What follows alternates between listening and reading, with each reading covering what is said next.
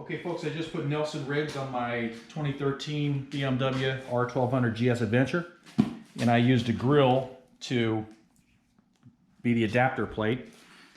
And on this side, you can see it's filled out already. I bought a cooler recently, and I got to show you this. This cooler fits absolutely perfectly inside here.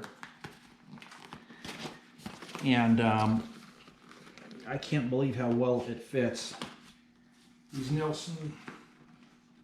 Nelson Riggs have not been on the road yet. Actually, they have, but nothing inside. This Titan cooler fits perfectly inside the bag, inside the Nelson Rigg bag, and a plus is it's zipperless. So you can have it in there snug and you don't have to mess with the zippers inside there, which would be very cumbersome. Very nice cooler. It is a Titan. Got this for less than $30, and it's perfect. Oh, go ahead and, that's it. Went out of battery, I think.